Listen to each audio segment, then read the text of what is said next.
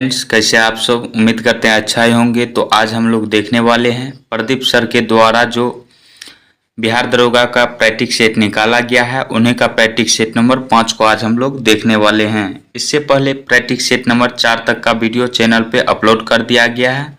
उसे नहीं देखे हैं तो आप उसे ज़रूर देखिए, क्योंकि ये सभी वीडियो आपको एग्जाम की दृष्टि से बहुत ही महत्वपूर्ण होने वाला है।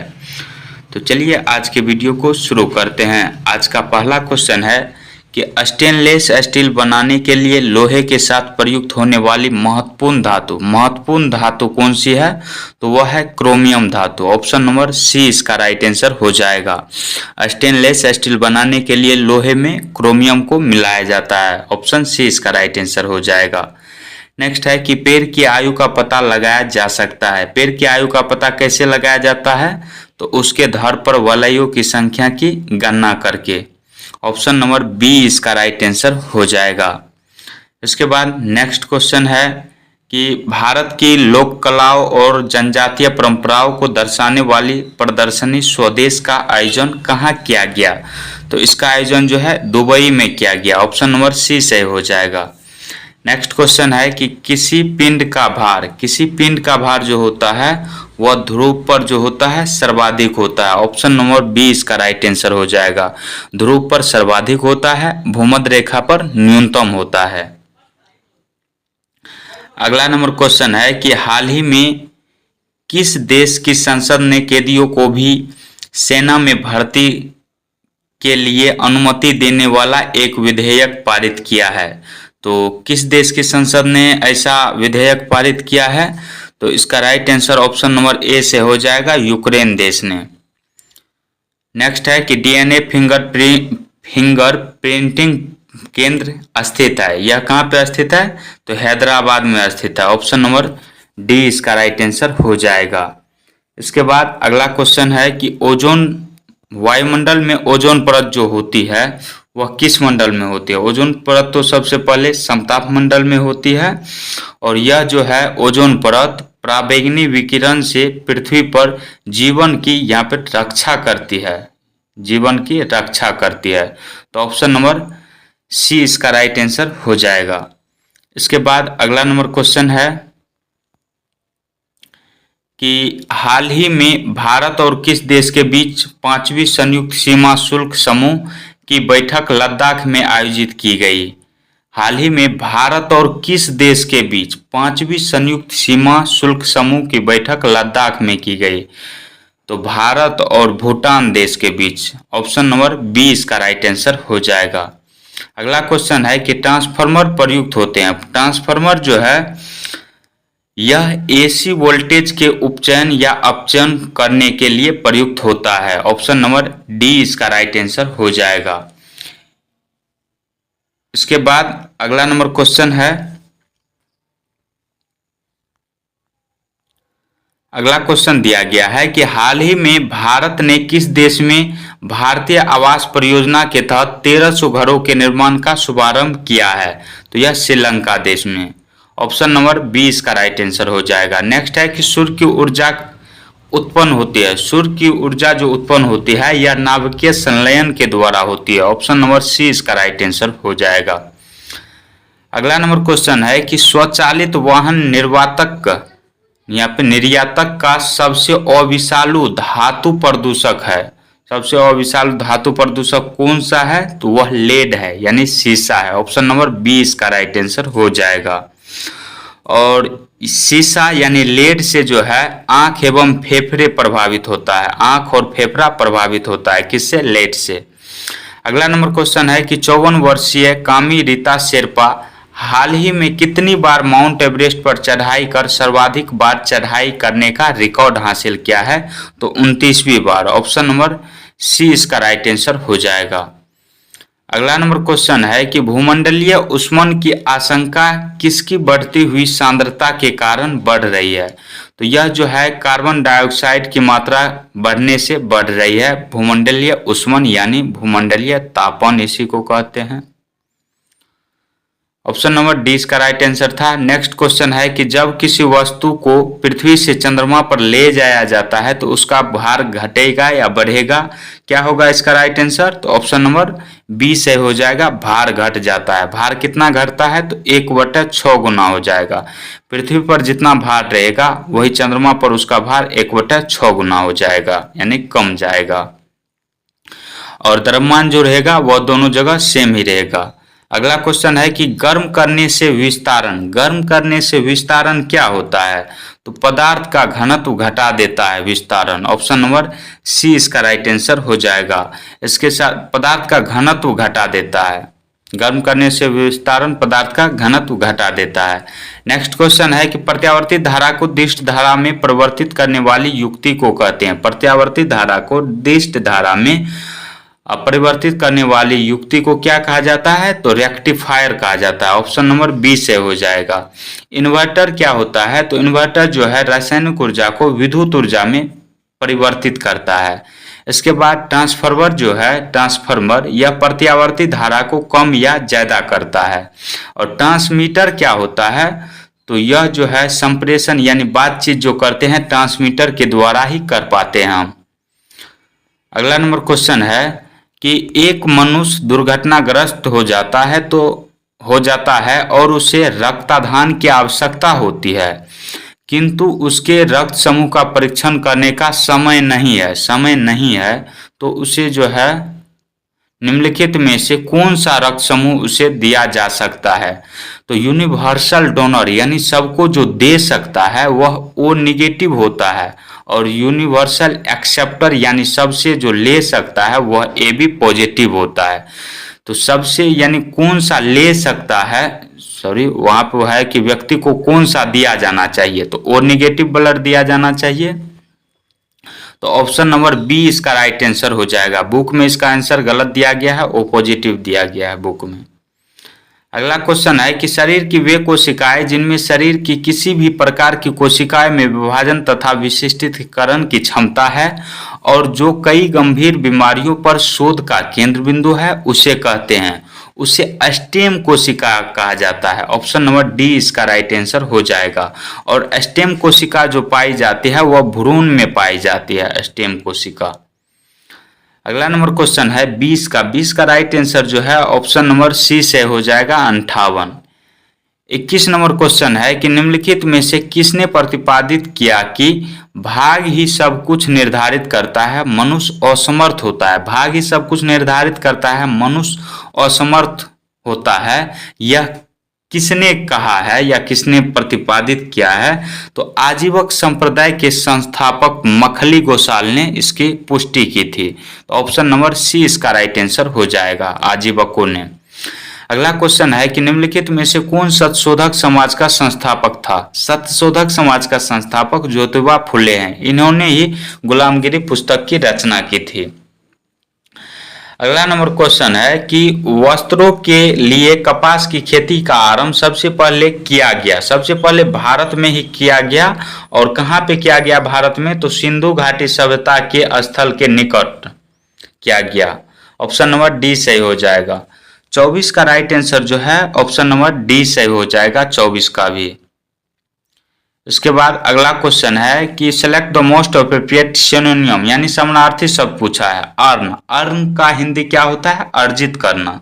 वही सिनोनिम जो हो जाएगा रिसीव हो जाएगा। रिसीव का अर्थ होता है प्राप्त करना, वही समानार्थक शब्द हो जाएगा। ऑप्शन बी से हो जाएगा। अष्टाध्यायी के लेखक थे। अष्टाध्यायी के लेखक जो है महर्षि पाणिनि है। ऑप्शन नंबर बी सही हो जाएगा।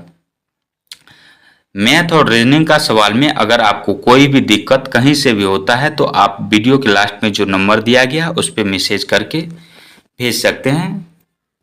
अगला क्वेश्चन है 27 का राइट आंसर जो है ऑप्शन नंबर सी सही हो जाएगा। अगला क्वेश्चन है कि सूचना का अधिकार अधिनियम 2005 के बारे में कथनों पर विचार कीजिए और उसे चुनिए जो प्रावधानित नहीं है अथवा विशिष्ट रूप से विमुक्त है।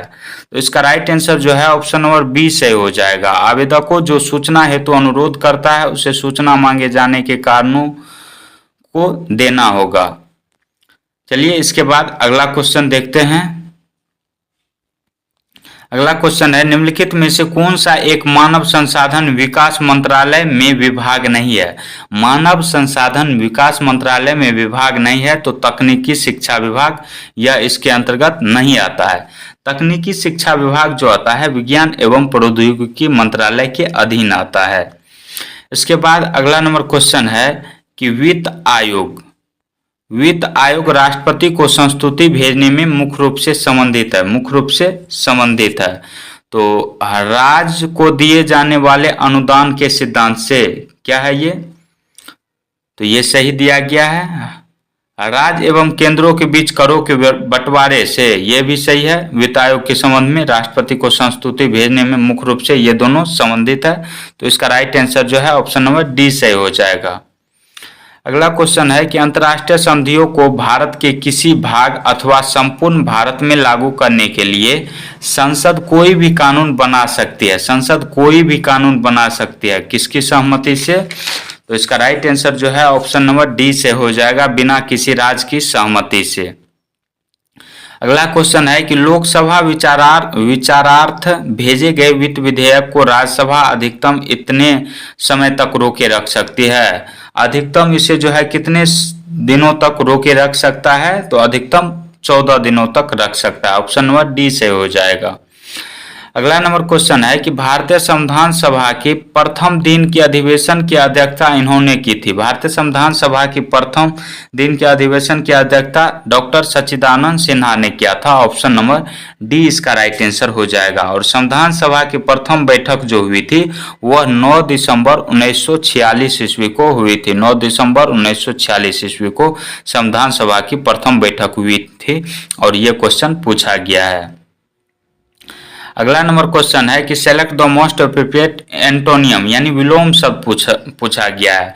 जेनेरियस, जेनेरियस का अर्थ क्या होता है? जेनेरियस का अर्थ क्या होता है? उदार होता है। वही सेल्फिश का अर्थ क्या होता है? सेल्फिश का अर्थ होता है उदार का, यानी विलोम शब्द जो हो जाएगा स्वार्थी हो जाएगा। सेल्फलेस का अर्थ भी क्या होता है? निस्वार्थी यानी उदार ही होता है। फ्री का अर्थ स्वतंत्र होता है। लिबरल का अर्थ भी उदार होता है। अगला क्वेश्चन है, निम्नलिखित में से किस वाक्य में कलह के सही पर्यायवाची शब्द का प्रयोग हुआ है? कलह के सही पर्यायवाची शब्द का प्रयोग हुआ है। तो रतन और मयंक के बीच कल विवाद हो गया। विवाद का ही समानार्थी शब्द है या पर्यायवाची शब्द है कलह। तो ऑप्शन नंबर सी इसका राइट आंसर हो जाएगा। इसके बाद अगला क्वेश्चन है कि निम्नलिखित में से कौन सा एक प्रस्ताव भारत में मंत्रिपरिषद रख सकती है? भारत में मंत्रिपरिषद कौन सा प्रस्ताव रख सकती है? तो विश्वास प्रस्ताव। ऑप्शन नंबर डी इसका राइट आंसर हो जाएगा। ये बहुत सोचने वाला प्रश्न है, इसे आप देख लीजिएगा। अगला क्वेश्चन है कि निम्नलिखित में से कौन सा एक व्यय भारत की संचित निधि पर भारित नहीं है? तो इनमें जो है सभी को वेतन भारत के राष्ट्रपति, उपराष्ट्रपति, उच्चतम न्यायालय के मुख्य न्यायाधीश और लोकसभा अध्यक्ष सभी को वेतन जो दिया जाता है संचित निधि से ही दिया जाता है। इसमें सभी सही है, यहाँ पे गलत दिया गया है यानी। तो इनमें सबको जो वेतन दिया जाता है किससे दिया जाता है? संचित निधि से ही दिया जाता है। अगला क्वेश्चन है कि संसद द्वारा संकटकाल की घोषणा का अनुमोदन कितनी अवधि के अंतराल में होना चाहिए? तो 1 माह के अंतराल की अवधि में होना आवश्यक होता है और अनुमोदन के बाद इसे 6 महीना तक अधिकतम बढ़ाया जा सकता है। अगला नंबर क्वेश्चन है कि निम्नलिखित में से किसी भौगोलिक क्षेत्र को अनुसूचित क्षेत्र घोषित करने का संवैधानिक अधिकार किसको है? संवैधानिक अधिकार किसको है? तो इसका राइट आंसर जो है ऑप्शन नंबर डी से हो जाएगा, राष्ट्रपति को है। अगला क्वेश्चन है कि श्रम गहन उद्योग वहां है। श्रम गहन उद्योग कहाँ होता है? तो जहां अधिक श्रमिकों को रखा जाता है। ऑप्शन नंबर सी इसका राइट आंसर हो जाएगा। अगला नंबर क्वेश्चन है 41 का राइट आंसर जो है कौन सा सही हो जाएगा? ऑप्शन नंबर ए से हो जाएगा, @ अगला क्वेश्चन है कि धान के खेत से निकलने वाली गैस है। धान के खेत से निकलने वाली गैस मुख्य रूप से मीथेन ही है। ऑप्शन नंबर डी इसका बी इसका राइट आंसर हो जाएगा। और मीथेन को ही मार्स गैस कहा जाता है। सूत्र क्या होता है? CH4 होता है। अगला क्वेश्चन है कि सोयाबीन के नाइट्रोजन, यहाँ पे नाइट्रोजन स्थिरीकरण के लिए जिम्मेवार बैक्टीरिया है, तो जिम्मेवार बैक्टीरिया कौन सा है? तो राइजोबियम जेपोनिकस है। ऑप्शन नंबर बी इसका राइट आंसर हो जाएगा। इसके बाद अगला नंबर क्वेश्चन है कि फसल लॉगिंग विधि है, फसल लॉगिंग विधि कौन सा है? तो इसका राइट आंसर जो है ऑप्शन नंबर बी से हो जाएगा। फसल उत्पादन के लिए पोषक तत्वों की आवश्यकता जानने के लिए पौधे विश्लेषण, ऑप्शन नंबर बी इसका राइट आंसर हो जाएगा। हम हल्दी यानी पौधे के किस भाग से प्राप्त करते हैं? तो हम हल्दी पौधे के तना भाग से प्राप्त करते हैं, और हल्दी जो है यह तना ही है। ऑप्शन नंबर ए से हो जाएगा। हल्दी किस भाग को खाते हैं हम? तना भाग को। अगला नंबर क्वेश्चन है कि निम्नलिखित में से किस फसल में नील हरित शैवाल मुख्यतः जैव उर्वरक के रूप में प्रयोग होते हैं? तो किस फसल में? धान के फसल में। ऑप्शन नंबर सी इसका राइट आंसर हो जाएगा। इसके बाद अगला क्वेश्चन दिया गया है 47 का राइट आंसर जो है ऑप्शन नंबर सी से हो जाएगा, 30%। अगला क्वेश्चन है कि किसी जगह का स्थानीय समय 6 बजे प्रातः है, जबकि ग्रीनविच मीन टाइम प्रातः 3 बजे है। उस जगह का देशांतर क्या होगा? उस जगह का देशांतर जो होगा वह 45 डिग्री पूर्व हो जाएगा। ऑप्शन नंबर बी से हो जाएगा। अगला नंबर क्वेश्चन है कि निम्नलिखित में से कौन सा युग्म सुमेलित है? कौन सा युग्म सुमेलित है? तो हल्दिया जो है यह कहाँ पे पड़ता है? पश्चिम बंगाल में पड़ता है। इसके बाद जामनगर जो है यह गुजरात में पड़ता है। जामनगर कहाँ पड़ता है? गुजरात में पड़ता है। और नुमालगढ़ी जो है, नुमालगढ़ी यह कहाँ पड़ता है? असम में पड़ता है। और पनानगुडी जो है यह तमिलनाडु में पड़ता है। कौन सही है? तो ऑप्शन नंबर डी इसका राइट आंसर हो जाएगा। अगला क्वेश्चन है कि निम्नलिखित भारतीय नदियों में से कौन एस्चुरी बनाती है? कौन सी नदी एस्चुरी बनाती है? तो 3 नदी मुख्य रूप से एस्चुरी का निर्माण करती है। कौन कौन नदी है? तो नर्मदा है, ताप्ती है और माही नदी है। तो ऑप्शन नंबर सी इसका राइट आंसर हो जाएगा, ताप्ती नदी। अगला क्वेश्चन है कि भारत का निम्नलिखित में से कौन सा क्षेत्र उच्च तीव्रता का भूकंपीय मेखला में नहीं आता है? कौन सा क्षेत्र नहीं आता है? तो इसका राइट आंसर जो है ऑप्शन नंबर ए से हो जाएगा, बी से हो जाएगा, कर्नाटक का पठार। 52 नंबर क्वेश्चन है कि भारतीय वायुसेना ने उत्तराखंड के नैनीताल के जंगलों में लगी आग को बुझाने के लिए कौन सा ऑपरेशन चलाया है? तो कौन सा ऑपरेशन चलाया है? Operation Bombay bucket. Option number A से हो जाएगा। अगला नंबर क्वेश्चन है कि यथासंभव के लिए कौन सा वाक्यांश उपयुक्त है? यथासंभव के लिए कौन सा वाक्यांश उपयुक्त है? जहां तक हो सके। ऑप्शन नंबर ए से हो जाएगा। अगला क्वेश्चन है कि नादिर शाह के आक्रमण के समय मुगल शासक था। नादिर शाह के आक्रमण के समय मुगल शासक जो था वह कौन था? तो मोहम्मद शाह था। मोहम्मद शाह को ही रंगीला बादशाह कहा जाता है। और नादिर शाह को ईरान का नेपोलियन कहा जाता है, नादिर शाह को। और भारत का नेपोलियन समुद्रगुप्त को कहा जाता है। 55 नंबर क्वेश्चन जो है इसका right answer option number A से हो जाएगा, 2050 रुपया। अगला क्वेश्चन है 56 का राइट आंसर जो है ऑप्शन नंबर बी से हो जाएगा। इसके बाद 57 नंबर क्वेश्चन है कि प्रकाशिक तंतु निम्न में से किस सिद्धांत पर कार्य करता है? प्रकाशिक तंतु जो है यह पूर्ण आंतरिक परावर्तन के सिद्धांत पर कार्य करता है। ऑप्शन नंबर ए से हो जाएगा। अगला क्वेश्चन है कि निम्नलिखित में से कौन सा एक राज्य का नीति निर्देशक तत्व नहीं है? राज्य का नीति निर्देशक तत्व नहीं है, तो ऑप्शन नंबर डी इसका राइट आंसर हो जाएगा कि 14 वर्ष तक की आयु बच्चे को निःशुल्क शिक्षा, यह जो है राज्य के नीति निर्देशक तत्व के अंतर्गत नहीं आता है। अगला क्वेश्चन है निम्नलिखित अर्थ को समझाने वाले मुहावरे का विकल्पों में से चयन कीजिए। इज्जत उतारना मुहावरे का अर्थ जो होता है वह मिट्टी पलीद करना। ऑप्शन नंबर ए से हो जाएगा। अगला क्वेश्चन है मध्यकालीन भारत के मुगल शासक वस्तुतः थे? मध्यकालीन भारत के मुगल शासक वस्तुतः कौन थे? तो यह जो थे चगताई तुर्क वंश के थे। ऑप्शन नंबर सी सही हो जाएगा।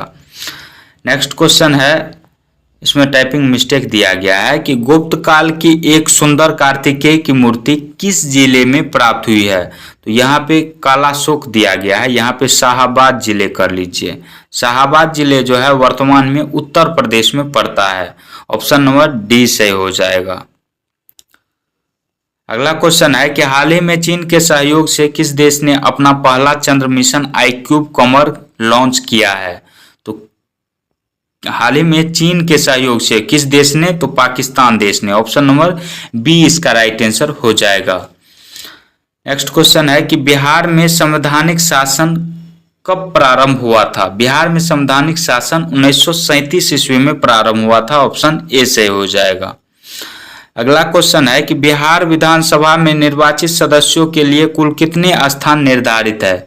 कुल कितने स्थान या कुल कितने सीटें निर्धारित की गई है विधानसभा के लिए? तो 243 सीट, 243 सीट। विधान परिषद के लिए 75 सीट और राज्यसभा के लिए 16 सीट और लोकसभा के लिए बिहार में कितना सीट है? 40 सीट है। ये सभी बिहार के लिए है। अगला क्वेश्चन है कि बिहार के किस जिले में ग्रेनाइट पत्थर पाया जाता है? मुख्य रूप से तो बिहार के बहुत सारे जिले में ग्रेनाइट पत्थर पाया जाता है, जैसे जहानाबाद, अरवल, मुंगेर, जमुई, भागलपुर, बांका, नवादा में जो है ग्रेनाइट पत्थर पाया जाता है, यानी इसमें से सभी सही हो जाएगा। ऑप्शन नंबर डी इसका राइट आंसर हो जाएगा, उपयुक्त सभी। अगला क्वेश्चन है कि बिहार में प्रोजेक्ट टाइगर के अंतर्गत आने वाले अभ्यारण्य कौन है? बिहार में प्रोजेक्ट टाइगर के अंतर्गत आने वाले अभ्यारण्य जो है वह वाल्मीकि टाइगर रिजर्व है। ऑप्शन नंबर ए इसका राइट आंसर हो जाएगा और यह कहाँ पे पड़ता है? पश्चिमी चंपारण जिले में पड़ता है। अगला क्वेश्चन है सरसठ। सरसठ का राइट आंसर जो है ऑप्शन नंबर बी सही हो जाएगा। 68 नंबर क्वेश्चन है कि सन 2011 की जनगणना के अनुसार बिहार के किस जिले में जनसंख्या सबसे कम है? बिहार के किस जिले की जनसंख्या सबसे कम है? तो शेखपुरा की। चलिए ऑप्शन देख लेते हैं। ऑप्शन के अनुसार ऑप्शन नंबर सी से हो जाएगा, शेखपुरा जिला। अगला क्वेश्चन है 69। 69 का right answer option number D से हो जाएगा। नेक्स्ट है कि निम्नलिखित में से कौन सा बुद्ध के जीवन से संबंधित नहीं है? बुद्ध के जीवन से संबंधित नहीं है वह पूछ रहा है। तो सबसे पहले जो है बुद्ध के घोड़े का नाम कथक था, तो यह संबंधित है। और इसका सारथी जो था वह चन्ना था, यह भी संबंधित है। और बुद्ध के जो गुरु थे, बुद्ध के गुरु का नाम क्या था? बुद्ध के गुरु का नाम आलार कलाम था और एक और था रुद्रक रामपुत्र, ये दोनों था। तो मखली पुत्र गोसाल नहीं था। ऑप्शन नंबर ये 4 किस में दिया गया है? ऑप्शन नंबर बी में दिया गया है, तो ऑप्शन बी सही हो जाएगा। अगला क्वेश्चन है कि अत्यंत पॉलिश किए गए एकाश्म अशोक स्तंभ को जिस पांडु रंजित बालुकाश्म के एकल टुकड़े में से तक्षित किया गया उसे साधारणतः कहाँ की खदानों से निकाला गया? उसे जो है मिर्जापुर के समीप, यहाँ पे कुमार के जगह चुनार हो जाएगा, मिर्जापुर के समीप चुनार की खदानों से निकाला गया था। ऑप्शन ए से हो जाएगा। नेक्स्ट है कि राजस्व सुधारों को सर्वप्रथम किसने चलाया? राजस्व सुधारों को सर्वप्रथम किसके द्वारा चलाया गया? तो अलाउद्दीन खिलजी के द्वारा। ऑप्शन बी इसका राइट आंसर हो जाएगा। अगला क्वेश्चन है कि अमीर खुसरो किस सुल्तान का दरबारी कवि था? अमीर खुसरो जो है यह किस सुल्तान का दरबारी कवि था? तो अलाउद्दीन खिलजी का ही दरबारी कवि था। कौन? अमीर खुसरो। लोदी वंश का संस्थापक कौन था? लोदी वंश का संस्थापक बहलोल लोदी था और लोदी वंश का अंतिम शासक इब्राहिम लोदी था। अगला क्वेश्चन है 15 अगस्त 1947 को निम्नलिखित में से कौन भारतीय राष्ट्रीय कांग्रेस का अध्यक्ष था? 15 अगस्त 1947 ईस्वी को निम्नलिखित में से कौन भारतीय राष्ट्रीय कांग्रेस का अध्यक्ष था? तो जेबी कृपलानी था। ऑप्शन नंबर सी इसका राइट आंसर हो जाएगा। अगला क्वेश्चन दिया गया है कि निम्नलिखित कथनों में से कौन सा असहयोग आंदोलन के संबंध में सही नहीं है? सही नहीं है पूछा गया है। तो इसमें जो है ऑप्शन नंबर डी सही नहीं है। एम ए जिन्ना ने इस आंदोलन का समर्थन किया था? नहीं, समर्थन नहीं किया था इसने, तो यही गलत है और गलत ही पूछा गया था, तो ऑप्शन डी सही हो जाएगा। दिलवारा के जैन मंदिर का निर्माण किसने करवाया था? दिलवारा के जैन मंदिर का निर्माण चालुक्य राजाओं के द्वारा किया गया था। और दिलवारा का जैन मंदिर जो है यह कहाँ पे स्थित है? तो राजस्थान राज्य में अवस्थित है। कहाँ पे? राजस्थान राज्य में। इसके बाद अगला नंबर क्वेश्चन है कि भारत के राष्ट्रीय कैलेंडर के बारे में निम्नलिखित कथनों पर विचार कीजिए। निम्नलिखित कथनों पर विचार कीजिए। राष्ट्रीय कैलेंडर शक महाकल्प पर जिसमें चैत्र पहला महीना होता है आधारित है, यानी राष्ट्रीय कैलेंडर शक महाकल्प पर आधारित है जिसमें चैत्र पहला महीना होता है, ये सही दिया गया है। राष्ट्रीय कैलेंडर की तिथियां ग्रेगोरियन कैलेंडर की तिथियों से अस्थायी समिति रखती है? नहीं, यह गलत दिया गया, यानी सिर्फ ए ही सही है। तो इसका राइट आंसर जो है ऑप्शन नंबर ए से हो जाएगा, केवल एक। अगला क्वेश्चन है कि विख्यात तट मंदिर कहाँ स्थित है? विख्यात तट मंदिर जो है यह मामल्लपुरम में अवस्थित है और मामल्लपुरम जो है यह तमिलनाडु राज्य में अवस्थित है। अगला नंबर क्वेश्चन है कि निम्न में से किसने गुलरुखी उपनाम से अपनी कविताओं की रचना की? गुलरुखी नाम से अपनी कविताओं की रचना किसने की थी? तो सिकंदर लोदी ने। ऑप्शन नंबर सी इसका राइट आंसर हो जाएगा। और सिकंदर लोदी जो था यह शहनाई सुनने का बहुत ही शौकीन था। अगला क्वेश्चन है 81 का राइट आंसर जो है ऑप्शन नंबर सी सही हो जाएगा। 82 नंबर क्वेश्चन है कि शिवाजी का जन्म कब हुआ तथा कब उन्होंने छत्रपति की उपाधि धारण की? तो शिवाजी का जन्म जो हुआ था वह 1627 ईस्वी में हुआ था और इन्होंने छत्रपति की उपाधि जो है 1674 ईस्वी में धारण किया था। इस प्रकार इसका राइट आंसर ऑप्शन डी सही हो जाएगा। अगला क्वेश्चन है कि निम्नलिखित में से कौन सुमेलित नहीं है? निम्नलिखित में से कौन सुमेलित नहीं है वह पूछा गया है। तो इसका राइट आंसर जो है अवध किसान सभा का गठन या संस्थापक जो है यह बाबा रामचंद्र है, न कि जवाहरलाल नेहरू। कौन है? तो बाबा रामचंद्र है, बाबा रामचंद्र है। तो एक में ही गलत था, तो ऑप्शन नंबर ए इसका राइट आंसर हो जाएगा। अगला क्वेश्चन दिया गया है कि निम्नलिखित में से किसने अपनी कृतियों द्वारा सन्यासी विद्रोह को ख्याति प्रदान की? तो बंकिम चंद्र चटर्जी के द्वारा। ऑप्शन नंबर बी इसका राइट आंसर हो जाएगा। बंकिम चंद्र चटर्जी के जो प्रसिद्ध पुस्तक उपन्यास जो है आनंद मठ, उसी में इसकी चर्चा किया गया है। किसका? तो सन्यासी विद्रोह का। अगला क्वेश्चन है कि ब्रिटिश भारत से हुए विद्रोहों के संदर्भ में कल्लार नाम से जाने गए लोग निम्नलिखित में से किस क्षेत्र से संबंधित है? निम्नलिखित में से किस क्षेत्र से संबंधित है? तो यह जो है मदुरई क्षेत्र से संबंधित है। मदुरई जो पड़ता है वह कहाँ पड़ता है? तो तमिलनाडु में। ऑप्शन नंबर सी इसका राइट आंसर हो जाएगा। अगला नंबर क्वेश्चन है कि उत्तर भारत में बाढ़ की घटनाएं हाल में क्यों बढ़ी? उत्तर भारत में बाढ़ की घटनाएं हाल ही में वार्षिक वर्षा में वृद्धि के कारण बढ़ी है। ऑप्शन नंबर ए इसका राइट आंसर हो जाएगा। अगला क्वेश्चन है कि यदि देश का 20% या इससे अधिक क्षेत्र मानसून के मौसम में वर्षा की कमी से ग्रस्त हो जाता है तो उसे क्या कहते हैं? तो उसे सूखा वर्ष कहा जाएगा। ऑप्शन नंबर 20 का राइट आंसर हो जाएगा।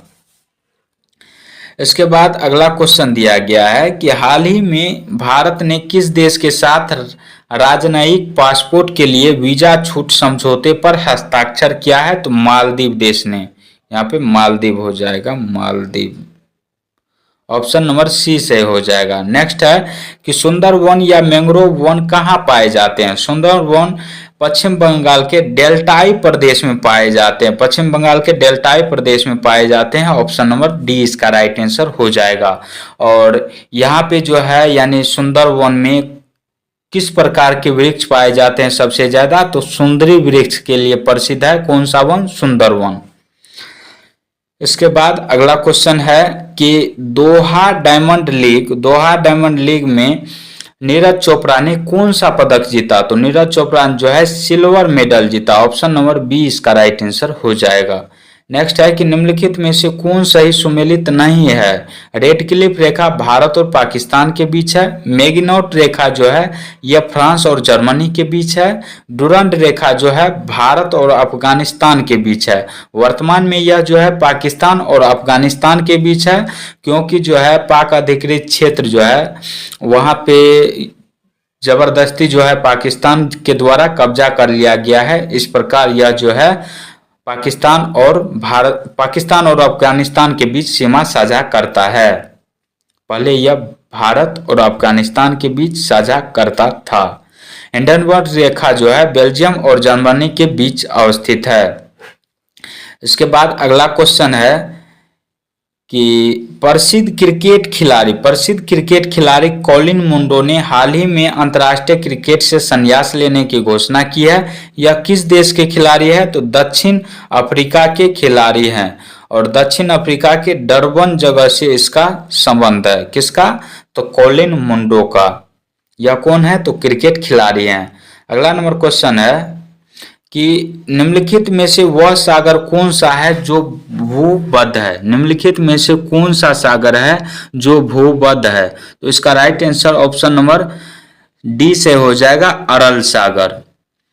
अरल सागर जो है उज्बेकिस्तान एवं कजाकिस्तान में अवस्थित है।